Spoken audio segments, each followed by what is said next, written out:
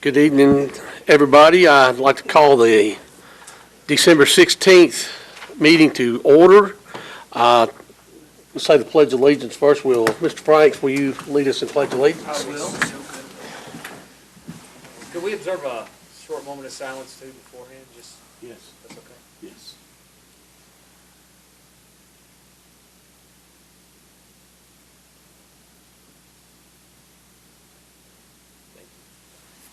I pledge allegiance to the flag of the United States of America and to the republic for which it stands, one nation, under God, indivisible, with liberty and justice for all.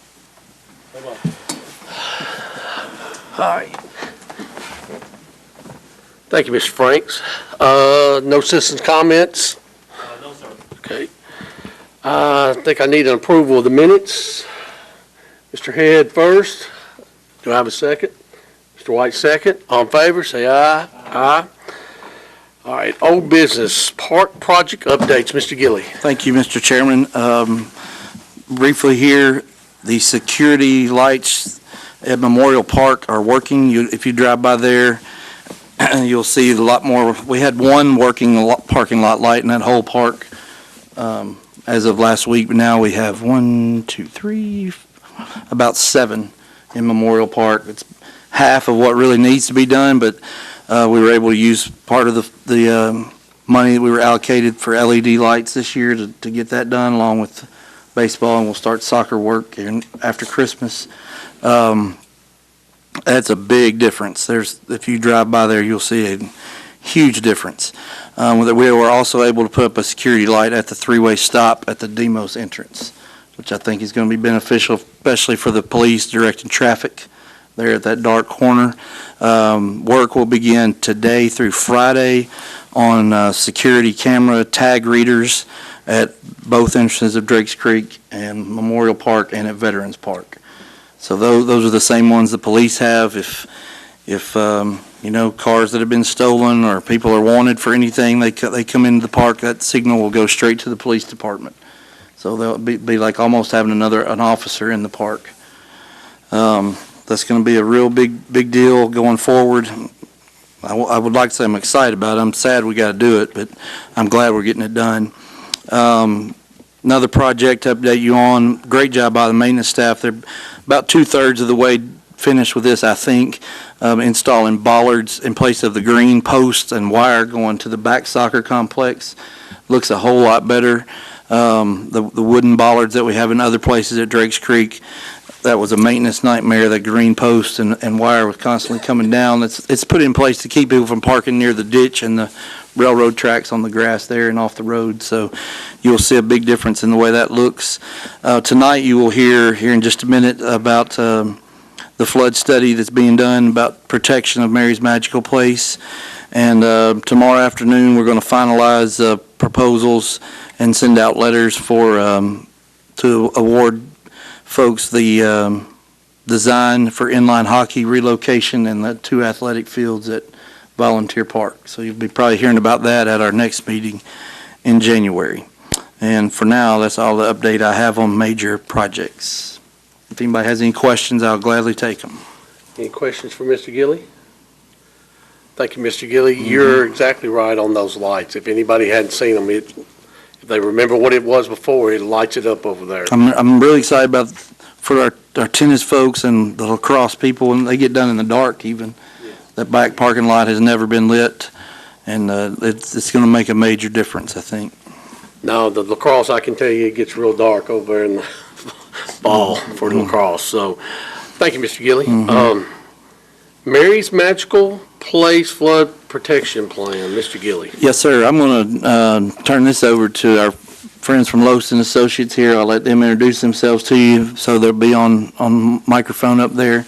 Public Works voted a few months ago to allocate money for us to do a study and a design of a plan to protect the playground. I believe you have a copy of what they have, and they've got it on a big board and can kind of walk you through what this, because this is like hieroglyphics to me. So I'm going to let these guys describe what it is you have in front of you. Is kind of our first shot at a plan to to improve things over at Veterans Park once we can get inline hockey relocated.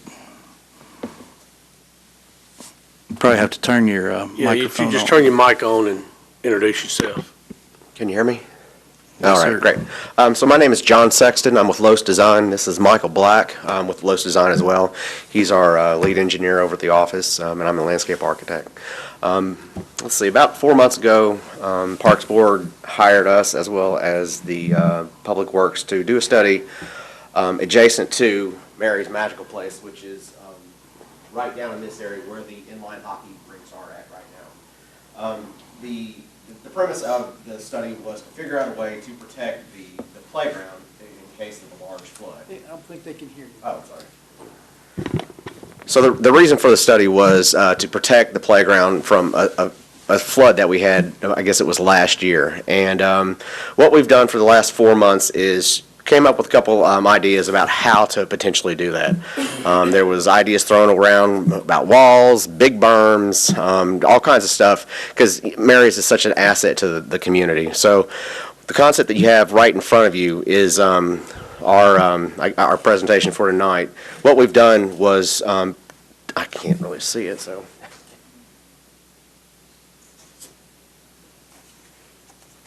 So as you can see, what we've done was we've put a berm around the playground on the north side and on the south side to prevent the velocities of the water that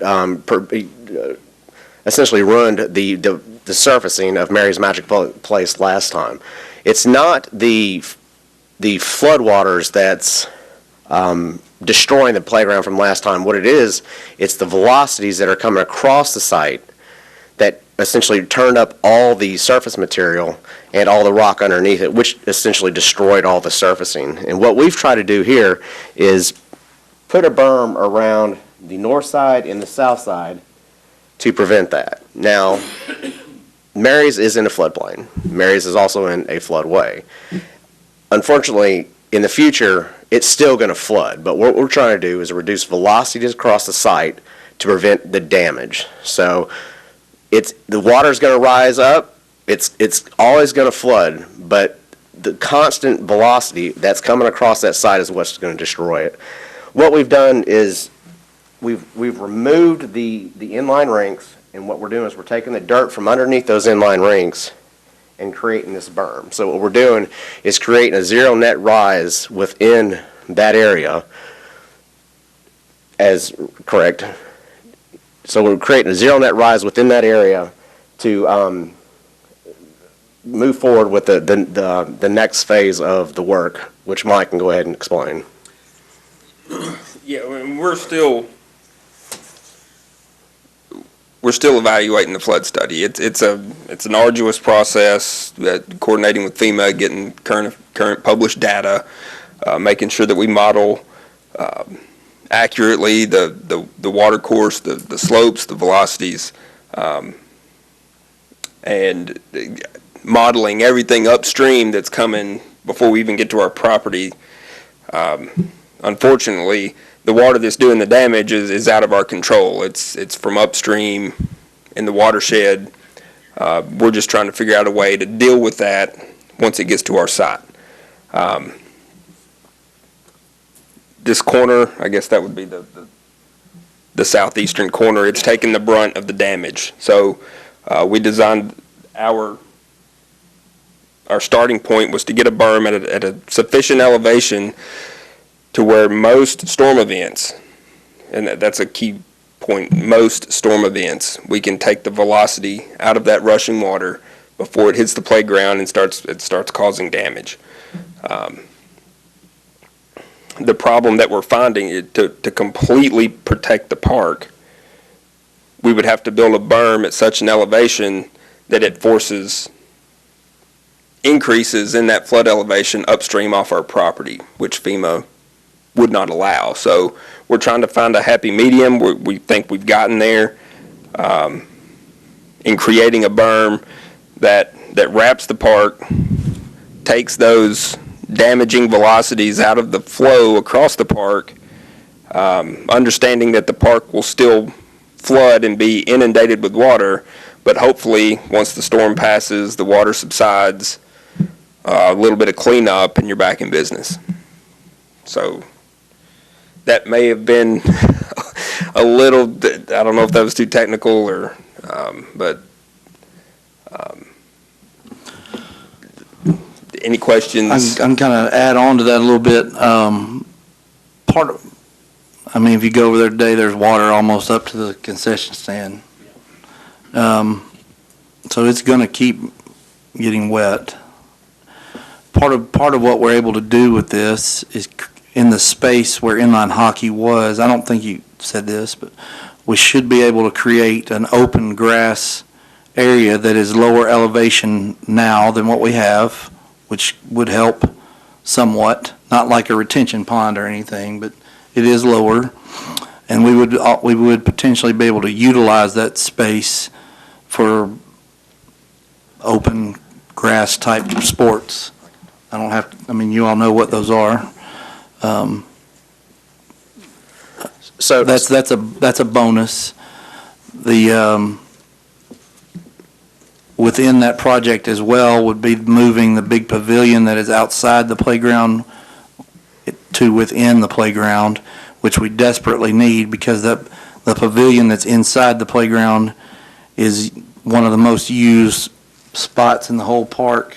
And what we're having happen at this time is parents are sitting in that pavilion while their kids are in the back of the park. If there was a place they were inside the park in a pavilion, they'd be able to see a lot better. That's a key aspect. And also that gets it further away on the inside of the berm from the water, the pavilion part anyway. I think I've added all I can probably add to that. We're not asking you all to vote on anything. This is basically for information purposes. This has got a long way to go. Another key thing, I don't think you said, you noticed they said that we could not build to where we would have a rise off the property. If I'm not mistaken, this actually creates a negative rise downstream, if I'm not mistaken, it's in the neighborhoods. You tell me if I'm wrong about that. So north and south of the property, there's a zero net gain or loss. So there's nothing that's affecting upstream or downstream. In the neighborhoods. Right, correct. Right. So, that's the kind of the tricky part of this whole thing is we can't add dirt, because what it'll do is it'll affect upstream and downstream. Yeah. Now, there is a rise on the adjacent property and our property, about 2/10. Mm-hmm. And we've already, made plans to send that out to notify the property owner of that. But what we've tried to do is reduce the impacts both, north and south of this property to, protect the playground. And the adjacent property you're talking about is actually up on a hill and it's commercial. That's not a correct. neighborhood. That's correct. And it's, yes, sir. Way up a hill. Yes, sir. So, what we've tried to do is, I know the first part of that is very technical, but what we've also tried to do is provide another amenity to the center, to the city, which Andy was speaking about. We've turned that into a multi-use field. We've moved the lights out to provide more space, but we've also lowered this down to provide additional, not storage, but additional area for that water to go. So, we're really trying to further amenitize this area with the study that we've been doing. This is all, you're talking about probably a 4 to 5 to 6 month process to hear back from FEMA, is that right? That's right. And I think I've sent emails to you all and to the Board of Mayor and Aldermen to let everyone know how critical it is that this project and the moving of inline hockey occur at the same time, because we cannot move dirt over here until we're for darn sure that we're going to have a hockey rink ready to go for their season somewhere else. So this is all very intricate and complicated, to say the least. But it's all about trying to protect our assets. I think that's, I guess if you all have any questions for these guys, we'll answer the best we can, or for me, or for anybody. Mr. Bolt? Is there any kind of a partnership, or are we underwriting all that?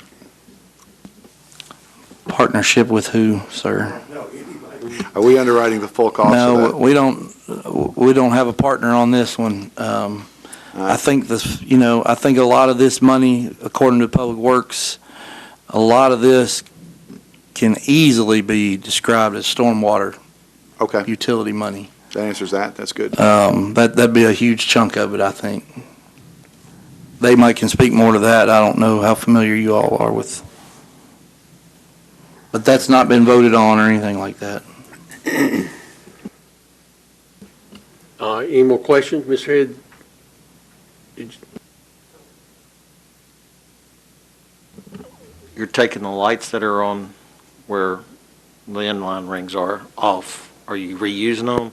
Is it possible to reconfigure them and make that like a football field or something where it can be lit as well for practices or even a possible game or either extra lacrosse fields or anything like that? We're only taking the two off that are in the middle of it and relocating them so that it'll be lit. Yes, sir. Can I add to that? Sure. So we are taking, like Andy said, we're taking the two middle posts out, but we're also moving the southern post right there down 60 feet to provide more space to do lacrosse, to football, flag football, soccer, whatever it is. We've got about 3/4 of a soccer field right there. So what we're trying to do is, expand that area out a little bit to provide more space for rec opportunities. It is not the size of a full-size lacrosse field. One thing that we can do with this field that we already measured out, we can add 2 flag football fields, which, that's probably our biggest growing league right now, which would be a huge help. We can also fit 4 mini kicker fields in there for soccer. So that would help out a lot with the traffic in Drakes Creek. We can move soccer over there. We had a meeting today about some possible other leagues, Ultimate Frisbee and more adult flag football league. So there's a lot we could do with this space if we can get this field included in that. All right, any more questions? Thank you, guys. Appreciate Thank it. Thank you, guys. I think the next step is for you all to hear back probably from FEMA before we go to Public Works or capital projects. Yeah, what we're going to do is we're going to wrap up our design, make sure that we have a solution that's a benefit to the park, so we can stand behind it and say that, yes, there is a measurable benefit to the work that we're asking permission to do. By the time we're done with our calculations, we should be able to, what we'd like to do is have another conversation with the city, make sure everyone knows the results that we've concluded, let you know the level of protection that our results can show, and then make our submittal to FEMA. FEMA's process is FEMA's process at 4-5 months turnaround on their review. So, but yes, that is our plan. All right, guys. Well, appreciate it. Thank you very much. Thank you. All right. First Responder Memorial Presentation, Alderman Eddie Robertson.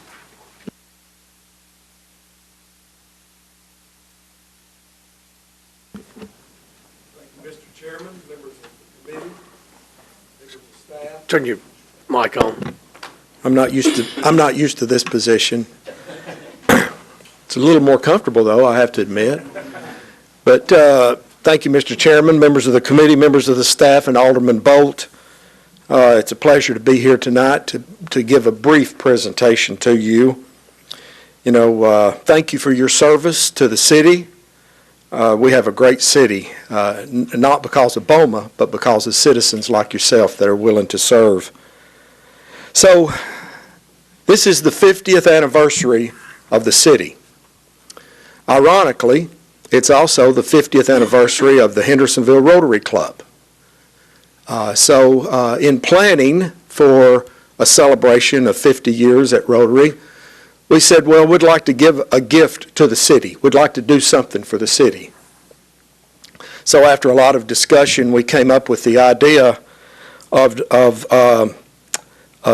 honoring our first responders. Our first responders, of course, are the police, fire, EMTs. So we have been working for quite some time on coming up with the design. We have approximately 23 people involved in the Rotary Club in this committee. I'm also glad to say, I don't know if Alderman Boat is aware of this or not, but Deborah Maggart, which is the president of the Evening Rotary Club, is, I think, going to present to her board for them to join us in this effort. So truly it would be a Rotary effort to gift the city this memorial. So in front of you, if you will look first of all at this picture, I did this myself, so please forgive my artistic ability, but this kind of gives you an idea of what we are wanting to do. And this, if you're looking from Gallatin Road at Memorial Park, you will see the round fountain, which Rotary donated to the city a few years ago, honoring the branches of government. And then if you look to the right, that's the area where this memorial will be. It will not be in competition with the other memorial. It'll be smaller in scope and less in price. That was, I think, close to $250,000 that Rotary raised for that memorial several years ago. So that's kind of the geographical area where you're looking at. And so if you'll look at this diagram, this is a rough sketch. We have hired an artist to do a watercolor of this, mainly to help with fundraising efforts, and we will have that rendition available at the January 12th meeting with BOMA to present. But this actually shows we're going to have two granite walls that's kind of going to be tilted inward. And on those walls, we'll have, one is the wall to the left you see, in honor of our valiant first responders from the grateful citizens of Hendersonville. And there'll be a, what is that called? It's a, can't think of what it's called, but the diagram here, this will represent the policemen, firemen, and EMTs. Silhouettes. So it's gender neutral. So you won't be able to depict from the image whether it's male or female. It'll have the date of when we plan to dedicate that, September the 11th, 2020. On the right side, you will see the motto that the two chiefs decided, and I think the parks as well, is service above self. That's the motto of Rotary, but what better motto representing the first responders? And both chiefs were in favor of using that motto to describe the round. Then if you look at the second page that I gave you, it gives the emblems of those. The first emblem at the top will be the fire department. The second will be the Hendersonville Police Department. The third will be the EMTs, and the bottom will be the Sheriff's Department. And so at the far right, there'll be a much smaller Rotary emblem representing Rotary's gift to the city for that. The granite walls will be 7 feet high. They will be 5 feet wide. The thickness will be 6 inches of granite. And then in front of these two walls, there will be a platform with the 9/11 artifact. The fire department several years ago, after 9/11, purchased that, I believe, from the 9/11 Commission. I don't know if any of you have seen that, but it's actual girders from the World Trade Center. So we're going to make that artifact kind of on its own pedestal, own platform, and it will be eye length so that people can see it, they can touch it, they can actually touch part of the 9/11 memorial. So that will be in front. And then in front of that, all of this will be on I think it's about a 16 by 16 concrete slab. And because of the weight, we're having to put in extra strong or extra strength concrete because these granite walls are pretty heavy. But we're going to have 2 park benches for people to come, and if they would like to sit there and meditate and look upon the artifact and look upon the memorial. These benches, per Director Gillies' request, will be the same benches that are used in the park. kind of a metal type, black metal. The granite walls will be black, and they will be highlighted in white so that they'll really pop, the lettering and the badges on that wall. So the budget we have estimated, we've already awarded the contract. We got competitive bids, and we have awarded the person that's going to be doing this is the same one that recently did a memorial for the state of Tennessee in Nashville. I think it was honoring the Vietnam War. Scott, I can't think of his last name, but he had the best bid. The committee elected to go with that bid, and he's going to provide the lock and key. He's going to provide all of the contractors. We write him one check, and he's in charge of all of it. So that's the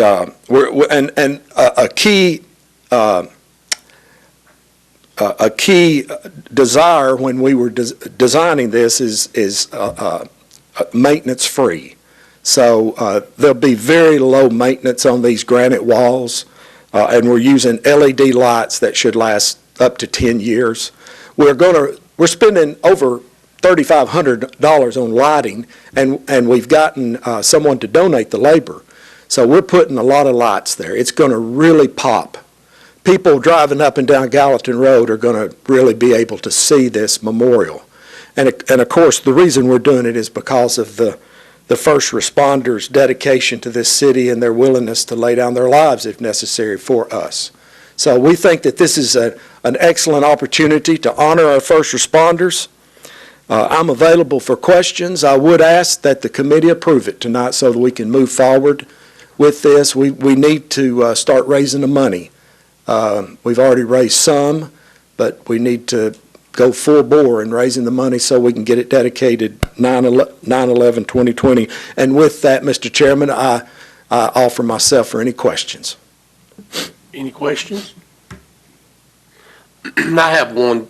This particular guy, he is going to work hand in hand with the Parks Department on letting them know, scheduling, what's going on. All right.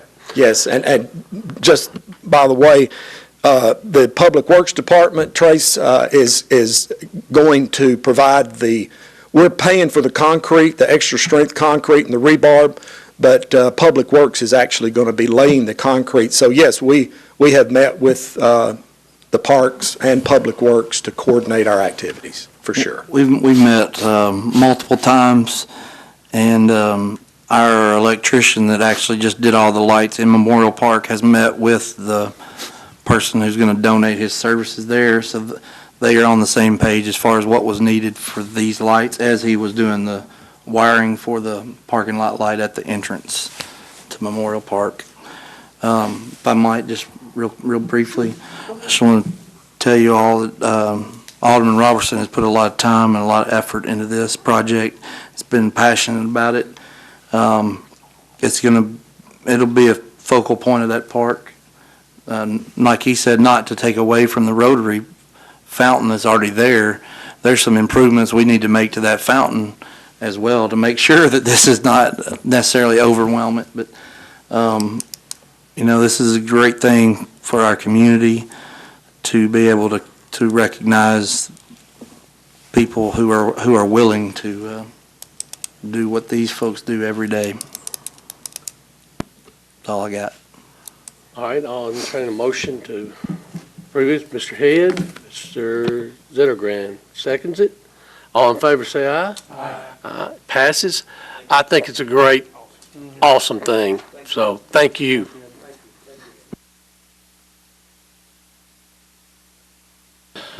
Friendship Cup Soccer Tournament. Todd Samansky.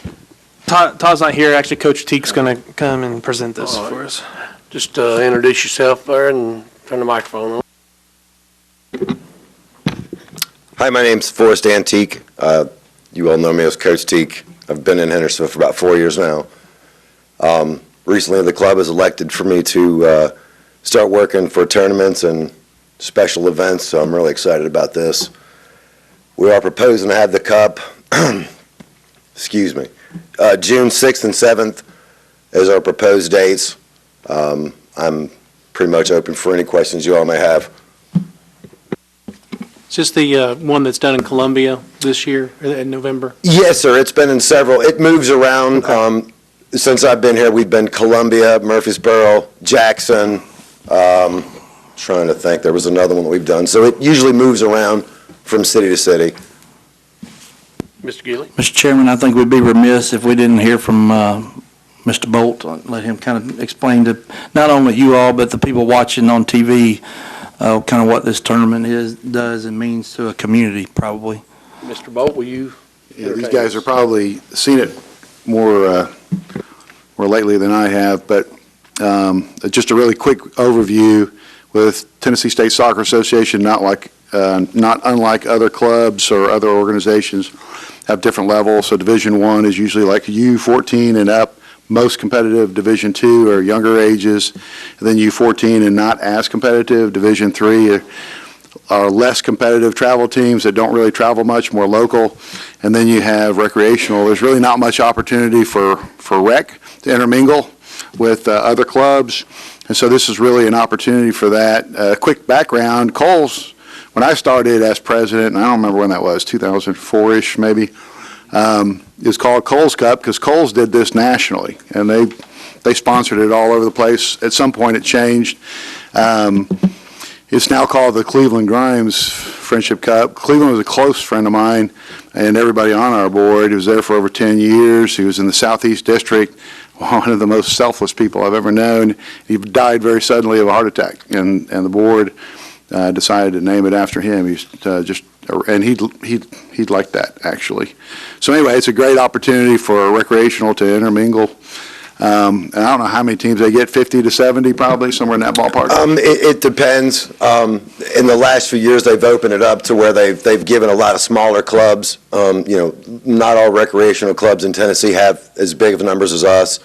So they've opened it up to have small 6v6 games, all the way up from U8 to U15 high school, and even, I think under 19 is the limit.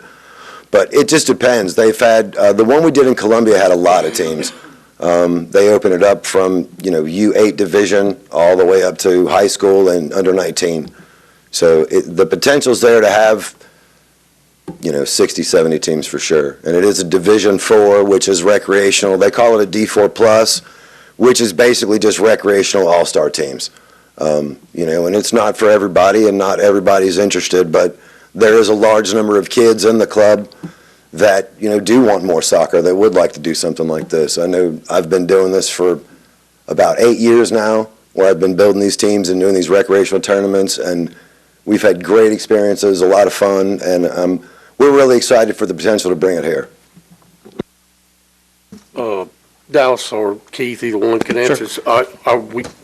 This is going to be kosher work in the fields in with this and everything? Yeah, absolutely. We've been in talks with HSC about hosting this for probably a year or two now. We've asked them to go out and try to bring this to our city, and they came back to us and said that they were honored with this, and they presented a few dates, and we picked this date. This date's perfect for our schedule. It's sandwiched right in between the lacrosse tournament and the 3v3 soccer tournament. So we won't have anything going on there. As far as the other side of the park, we have one baseball tournament, and we've already worked with them moving their fields around. So we will open up the parking lot as we usually do for the soccer tournaments, those big tournaments there in the back of the soccer complex. So we think we'll be able to host this just fine with traffic and field wise. So and then from there we plan to meet the 1st of January to kind of get a plan together and start working with them and figuring out what all needs to happen to prepare for it. So I think we're in good shape. Mr. Frank? Yes, I noticed on the bottom of the application, the question, will there be an admission fee charged? How is this funded, and is this connected within a group to, as a small fundraiser? Is it just a net zero how are you going to work concessions? I'm not trying to get too many irons in the fire there. It just, I've been around the game a lot. Sure. And usually tournaments are big money makers. And with the Coles Cup, the good thing is they're giving us a really good footprint as far as how they've been doing it for the last few years. As as Andy and Dallas spoke about, we looked at trying to do this ourselves, just Hendersonville Soccer Club, and the hurdles were just exactly what you mentioned, trying logistically to plan all this. So we're excited to have Kohl's to be able to use their footprint. Most of the tournaments that I've went to, they charge $5 to $10 per parking for the entire weekend. They'll have security staff there working it. We'll also have board members on our staff there working the concession stand. The one thing that I will say we will do differently is we will make sure that in the last couple tournaments that I've done, I know typically the Kohl's Cup is, we just want to make sure we have security and we have the proper referees in place for these games. We don't want any kind of issues with not having the proper personnel on staff. So I'm sorry, I'm a little.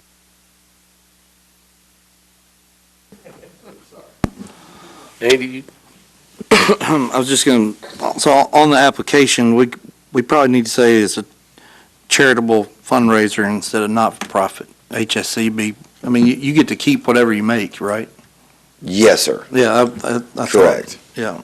I would assume, yes. And the admission fee, there will be an admission fee for parking, That is correct. $5 to $10. That is correct. And for the charity, we'll put Hendersonville Soccer Club.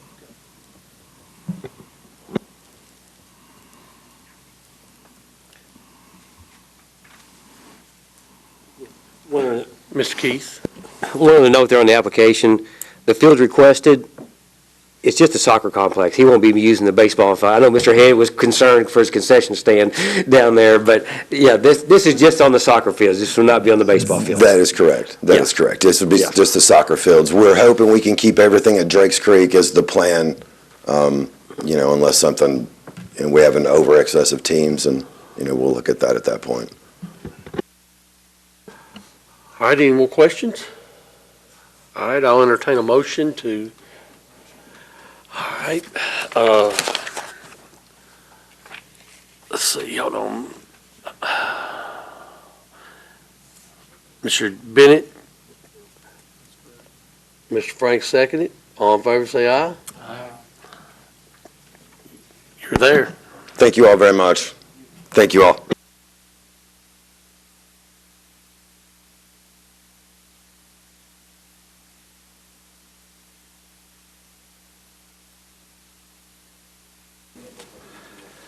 Conway Tweedy Parking Naming, Mr. Gilly.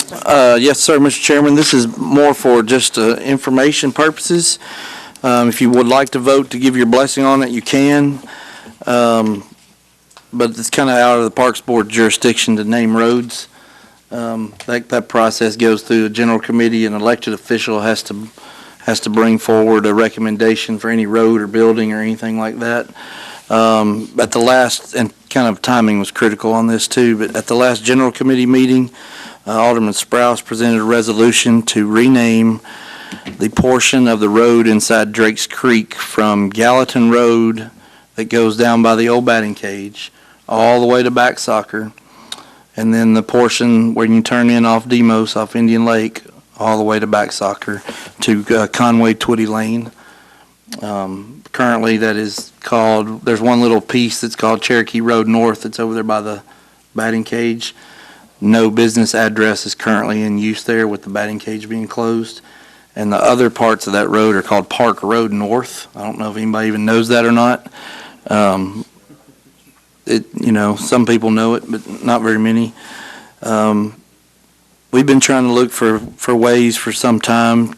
There is a I guess kind of a headstone, for lack of a better word, in the park in honor of Conway. But that's a man that probably did more for our city and more for our park system than any one person over time ever did. As far as financially supporting and with his name, and he really put the city on the map by funding the Twitty tournament. I don't want to tell you who the person was that got asked first to do that, but they turned it down and Conway said yes. Little history lesson there that I learned recently. But next year is also the 50th anniversary of the release of the song Hello Darling. that comes up next March. This section of road in the park has been talked about being named something for a long time by different people in different places, and we kind of thought there's really no other more fitting place to recognize a man and really recognize his family as well. So with your blessing, that will go to the Board of Mayor and Aldermen January 14th. And then as soon as we can get the street signs made that have his name and the Tweety Bird logo on it, we'll get them put up inside the park. You can, just for formality, if you'd like to make it known that the Parks Board supports it. Mr. Head makes a motion. Mr. White seconds it. All in favor, say aye. Aye. It passes. They will pass it on. All right, special events list. That's just for y'all's information. You can look at that. All right, staff reports. Ms. Hamlin. Hey, what's going on? Mr. Evans, are you Miss Hamlin now? A little bit, I Okay. got a couple of, All right. a little more facial hair. So, just got report on what she had going on. Special Friends Visit with Santa was actually here at City Hall on last Monday night. It was sponsored by Hendersonville Civitan Club. A little bit more relaxed for that population. They were able to visit with the Grinch and Santa, got their pictures taken with them, and we gave them a small prize. About 22 showed up, and a couple from the nursing home visited as well. Lunch with Santa was this past Saturday at Whitney Elementary. 2 different sessions went on. This was sponsored by the Hendersonville Civitan Club and was free for anybody that signed up and pre-registered. They had pizza, small prize from Santa, and a stuffed toy. They also got to see the Grinch. Unfortunately, there's a lot of sickness going around right now in the schools, and so there was some that did not show, but it's still overall a good experience. And D-Image came out and did pictures for the event. And currently, the Raptors basketball registration is open. Registration is open until January 3rd, and it's $35. They're going to be getting new uniforms this year. And there will be a few added special exhibition times at some of the schools this year for the Raptors basketball program. Okay, thank you, Mr. Evans, Ms. Hamlin. Any questions for? All right. Mr. Evans. Hey, how's it going? So, we actually moved our volleyball registrations. It's still going on. We have 2 teams, so hopefully we get 2 more. So if you're out there and you want to play volleyball, come see us. It's open through Wednesday night. I don't know if this will air before then, but it's going to be open. So we would like to have a couple more teams. But we're really preparing for next year. We were in a big meeting this afternoon looking at all of our leagues for next year. So besides that, that's what I've got. Thank you, Mr. Evans. Is there any questions for Mr. Evans? Thank you, sir. Ms. Wise. All right, for the month of November, the events that we had occur in the parks was the hay rides and hiking the trails at Beatty Farm, the annual Veterans Parade. New this year was the Dar Tree Dedication Ceremony, along with the Smoke School training where they got certified. We had 2 showcase event tournaments. And then this month, we had our holiday events, the tree lighting, the Christmas parade, the boat parade, which was Saturday night, and then new this year was the Festival of Lights, which last night was the last night of it. So if you didn't get to see it, you'll have to wait until next year, and hopefully it's bigger and grander next year with more lights added. Coming up, the Trevecca tournament is in February, and that kicks off our events for the 2020 year. And then the local school tournaments and play days will continue. And that's all I got. Any questions for Ms. Wise? Thank you, Ms. Wise. Would that be Mr. Jeremy or Mr. Eddie? It's Mr. Jeremy. Good evening, everyone. Thanks for being here. Maintenance staff worked their final special event Sunday evening, so we can put 2019 to bed. Due to the large amount of rainfall today, we went ahead and got our lights down very quickly at Drakes Creek Park. I just was worried I'd have a nightmare this evening that it was all washing away. So we got that all put up, and that was, I hated to take it down. It seemed kind of early, but that was the date, and we felt like it was a good idea to get it down. we completed the build on the little library. I don't know if y'all remember Miss Pasecki that came last month. We were able to get that built, and we presented her with that this week. Andy and I did, and they're going to take it, and she and the ladies are going to paint it, and they're going to bring it back in mid-January, and we will get that put up. Oh, Kids Kingdom ended up being the location we decided on for that. She was very excited, and so that was fun to see her be excited. We will continue to work on winter projects. We started a project on Field 4. We're increasing the size of the infield. That's going to give us some more flexibility for options on baseball tournaments. Unfortunately, the weather's not really working with us right now on that, so we're kind of at a standstill.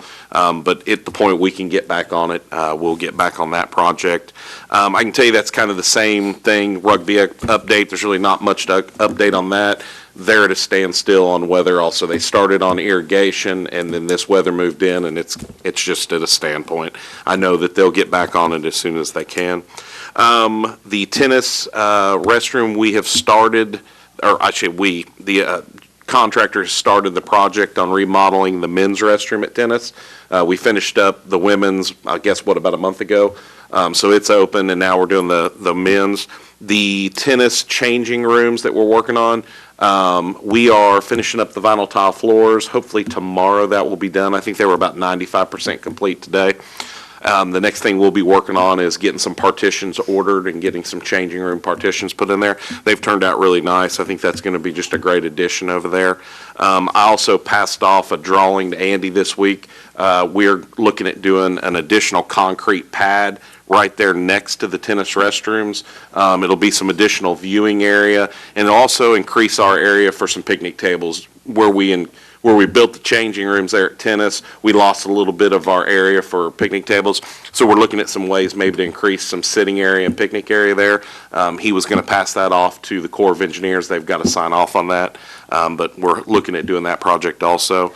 I think that's everything I have. Merry Christmas to everyone, and thank you all for all your support throughout the year. It's great, and we appreciate it.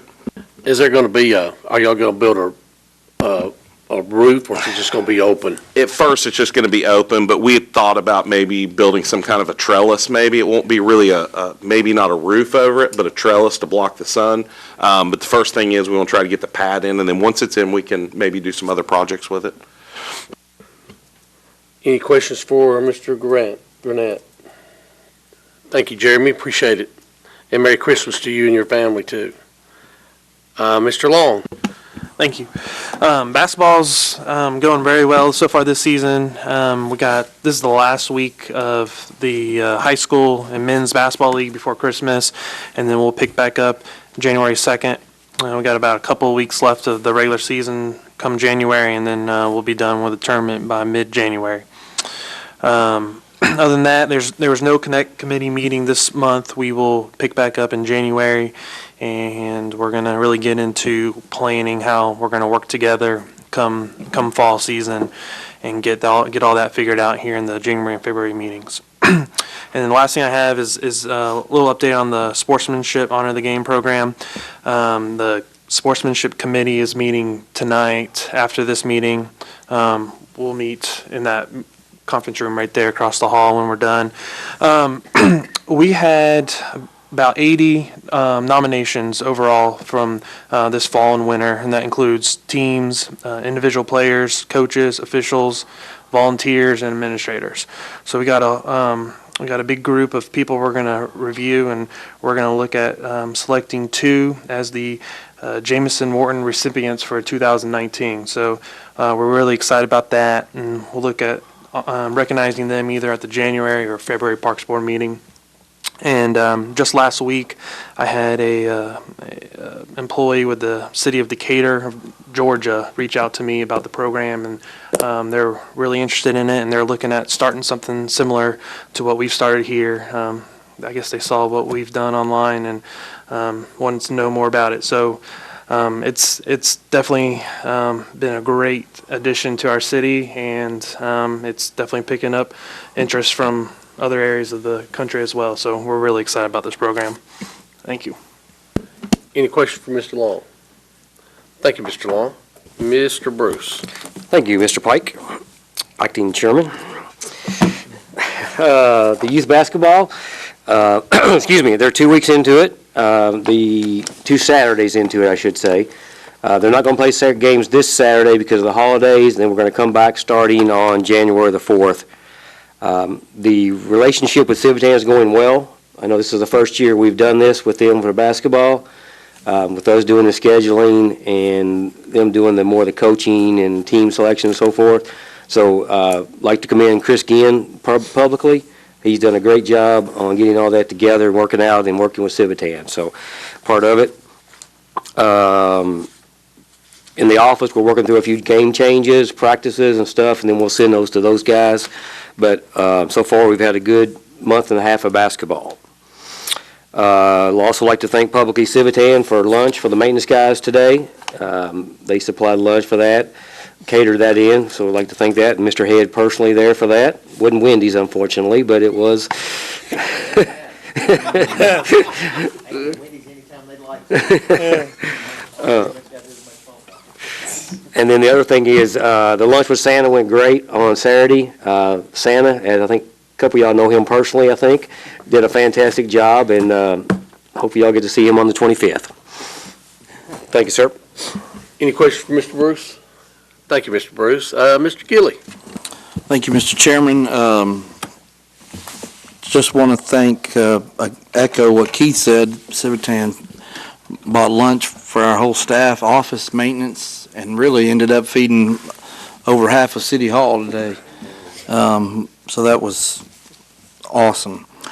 They have done a great job with basketball. 2 Saturdays of games, and my phone is yet to ring on Saturday morning before 8 o'clock, which is good. That's great. We will have a Parks Board meeting in January. I can already tell you we've got at least 2 or 3 events that have been submitted for softball tournaments that I know of, not to mention anything else that we'll have. Jeremy touched on this. Our maintenance guys ran out of this room today and hustled over to the park, and in the pouring rain got up all the Christmas decorations at Drakes Creek Park. They could have just coasted today and rode around in trucks and nobody ever known what was going on, but I appreciate everything that they do. They've been tested beyond their mettle to some degree this year, being shorthanded for a long time. I'm hopeful in the next budget process we can add 1 or 2 more guys to get them up to really where we need to be long term, maybe even short term, who knows. Those guys have done a phenomenal job. Our office staff has done a phenomenal job. We have greatly increased our productivity during not only events, but for during the Christmas season for 100% certain. It's been a dramatic increase. And everybody's handled it. It's just like a family. Sometimes things get stressful, especially when you're dealing with decorations and events, but everybody has handled it well, and we're going to keep getting better. And I want to thank you all for your support of our department and for being here. Merry Christmas. Any questions for Mr. Gilly? Thank you, Mr. Gilly. All right, I guess we're at the round table, guys. Mr. Bolt? Yeah, while Andy Gilly and I were sitting here, got a note here or a message from Pat Campbell, Alderman Pat Campbell. Keep him and his family in your thoughts and prayers. His dad's had off and on illnesses and has taken a real bad turn today. So we appreciate Pat, and we'll keep him in our thoughts and prayers. Thank you. Thank you, Mr. Bolt. Mr. Head?